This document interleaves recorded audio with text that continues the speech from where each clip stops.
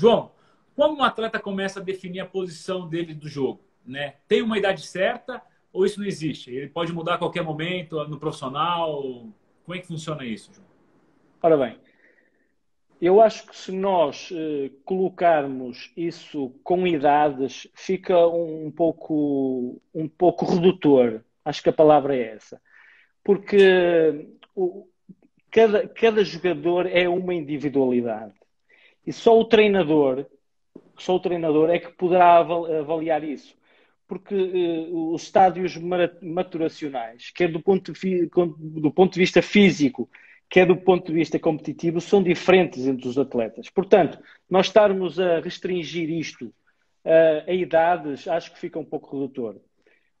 O que eu considero que é importante é que os atletas passem por todas as posições e depois, consoante a avaliação dos treinadores e também a autoavaliação do atleta, vai-se ajustando a posição. Por exemplo, defesa, numa primeira fase, defesas, médios, avançados. Uma posição mais central ou uma posição mais lateral. Depois, à medida que vamos crescendo nos escalões, obviamente que a especificidade tem que ser maior. Porquê? Porque a pirâmide vai ser mais restrita. E, portanto, numa primeira fase, acho que eu creio que tem que ser um bocadinho passar por todas as posições, que é para também o atleta perceber qual é a posição que mais gosta, e depois, numa última fase, os treinadores, juntamente com o atleta, porque eu acho que isto tem que ser um processo consensual, porque não pode ser só o técnico a dizer que o jogador vai jogar naquela posição se o atleta não gostar de jogar naquela posição. Tem que ser um pouco consensual este tipo de coisas. Mas relativamente e falando concretamente nas idades, eu acho que não tem idade. Tem muito a ver com o estado de maturação física e o estado de maturação competitiva do jogador. Acho que é mais por aí do que pela idade. Show, bacana. A gente vê num momento assim da fase de um menino, né, que tem vontade de se tornar jogador, a gente vê muito palpite de pais e mães em relação à posição que o filho tem que jogar, a posição que eles gostam mais de ver o filho jogando. O quanto isso pode prejudicar um menino dentro de um clube, João? Olha, deixa ver se eu consigo responder bem a isso. Eh, porque é uma questão muito sensível, né? Porque isso pode prejudicar logo o atleta porque provoca dissonância na cabeça dele. Contradição. Quer dizer, se eu estou a dizer a um atleta para jogar numa posição ou noutra e o pai diz-me para jogar noutra, eh, o filho vai acreditar em quem? É no pai, não é? E isso vai criar destabilização. Quer uma perda de confiança do jogador para comigo, porque eu sou a autoridade técnica, e portanto, quando eu lhe digo para fazer uma determinada movimentação ou para jogar numa determinada posição específica, ele não vai estar motivado, e isso vai mexer, na minha perspectiva, com aquilo que é primordial, que é a paixão. Os atletas, para jogar futebol, têm que ser apaixonados. Não pode ter outra motivação. A motivação tem que ser intrínseca.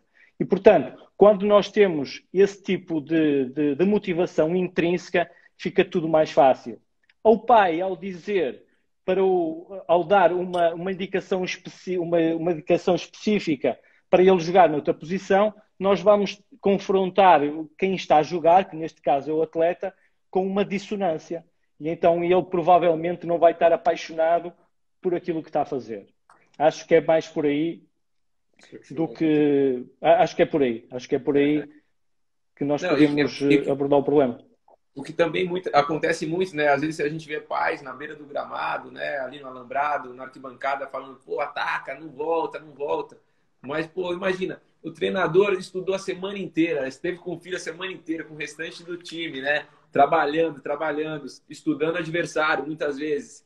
E aí o pai fica ali na beira do gramado falando para não voltar, para não tocar para determinado jogador, para buscar uma jogada individual, realmente acaba atrapalhando muito e o filho acaba ouvindo o pai, né, ao invés do treinador, porque imagina, é uma situação muito delicada.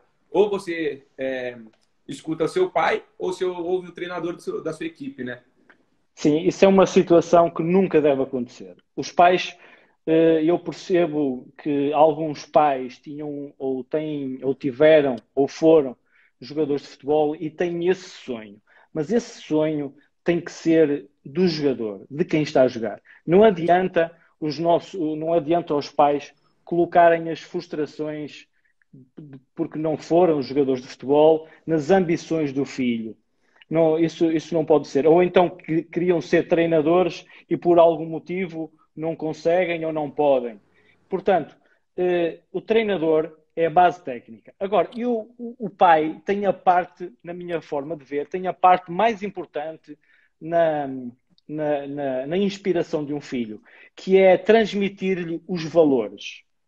Os valores da dedicação, do esforço, de apoiar, porque o pai e a família, o pai e a mãe e a família mais próxima são a base de sustentação de tudo. Quando o filho perde, quando o filho ganha, essencialmente ele tem que lhe transmitir dois valores essenciais, que é diversão, o filho sentir-se bem ao jogar futebol, divertir-se e depois poder fazer outras coisas que não a motivação extrínseca, que são os outros valores que depois vêm por acréscimo. Por exemplo, o mediatismo, ter dinheiro, esse tipo de coisas. O objetivo principal dos pais é passar esses valores, do valor do companheirismo, da lealdade, do esforço, da dedicação, de nunca desistir, de quando ele chega a casa, perde, não criticar o filho, apoiá-lo, perceber que vai melhor, não fazer nenhum drama porque o filho perdeu ou perde várias vezes consecutivas ou porque ele não jogou bem. Tem que apoiá-lo, dizer que vai, para a próxima vai ser melhor. Por exemplo, eu tenho um sobrinho que também joga de futebol. E a coisa que eu nunca lhe pergunto, a minha primeira pergunta nunca lhe pergunto se ganhou ou perdeu. Eu pergunto-lhe sempre: divertiste no jogo? E ele: diverti, padrinho. Sim. Isso é o mais importante. E agora, como é que foi o resultado? Portanto, eu já lhe estou a passar um valor que é o valor da diversão, porque ele tem que se sentir bem naquilo que faz, com os colegas, com os treinadores, com os outros pares, com aquele ambiente, porque ele está a aprender. Eu não sei o que é que ele vai ser, nem isso é importante. O que é importante é que ele goste daquele ambiente. E depois, mais tarde, vemos o futuro.